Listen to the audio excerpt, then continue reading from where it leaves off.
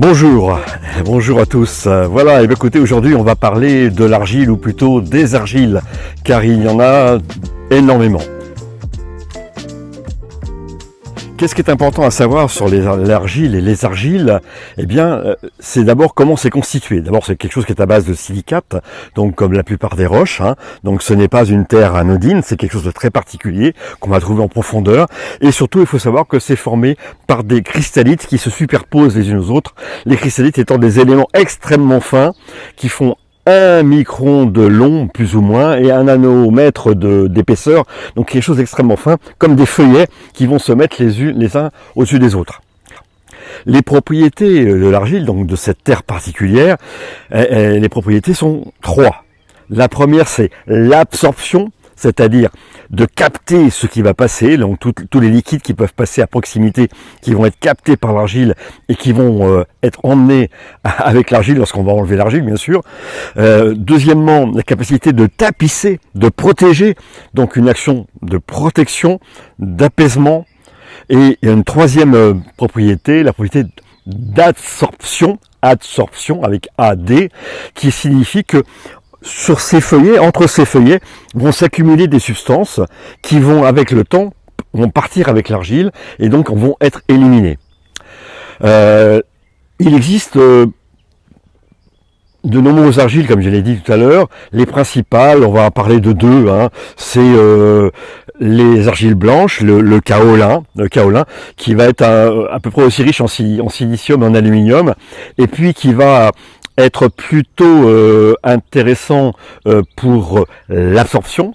Et puis les argiles vertes, qui elles sont très riches en silicium et qui vont être beaucoup plus intéressantes pour tapisser et éventuellement adsorber. Alors, pour faire simple, on va prendre des exemples de pathologie et voir quelle argile utiliser et comment l'utiliser.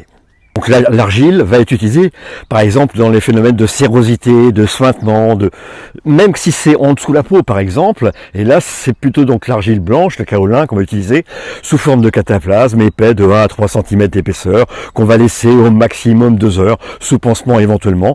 Puis après, on va enlever l'argile pour enlever toutes les sérosités, les cochonneries, et rincer la peau pour qu'elle soit saine. On peut l'utiliser en particulier aussi pour les problèmes d'inflammation, comme les rhumatismes. Les rhumatismes, on fait un emplâtre, un cataplasme d'argile, et on va faire la même chose, puisque on va pomper l'inflammation.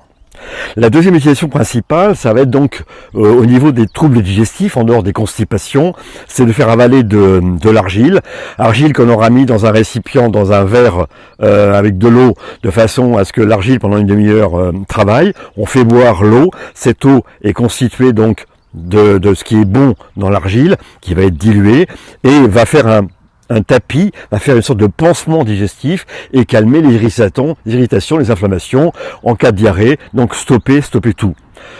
Problème, il y a aussi l'absorption avec un D.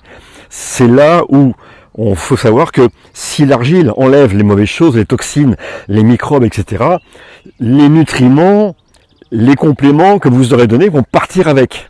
Donc, ce qu'il faut savoir quand on donne ce genre d'eau argileuse, en quelque sorte, c'est de la donner en dehors des repas, un peu à l'image du charbon actif ou de la zéolite, de façon à ce qu'on n'enlève pas complètement tout ce qu'on a donné comme nutriments, mais seulement le mauvais.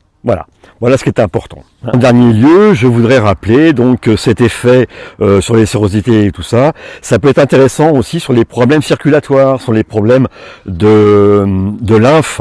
C'est-à-dire que si on a un édème, si on a un problème de vaisseau, mauvaise circulation, on peut très bien appliquer un cataplasme de façon aussi à tirer toute l'inflammation à l'extérieur, de façon à faciliter une bonne circulation sanguine, un drainage lymphatique correct, etc. Voilà. Donc l'argile a plein de pouvoirs. Là, je vous ai donné les principaux, les essentiels, ce qui est donné le plus souvent chez les animaux de compagnie, chien, chat, cheval, et même les autres animaux, puisque par exemple sur les veaux, on donne très facilement, parce qu'ils sont souvent de la diarrhée, on donne facilement de l'argile avec un grand succès. Voilà.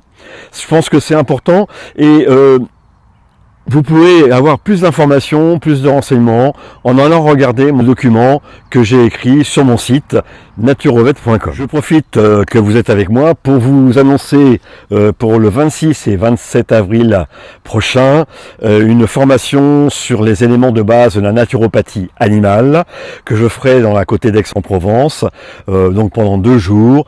Il y a encore des places. Si vous êtes intéressé, n'hésitez pas à vous inscrire. Vous allez voir sur le site naturovet.com. Vous aurez les informations pour une inscription si vous le souhaitez. Je vous remercie de m'avoir écouté. Je vous demande de partager cette petite vidéo si elle vous a plu. Je vous demande aussi de liker. Voilà.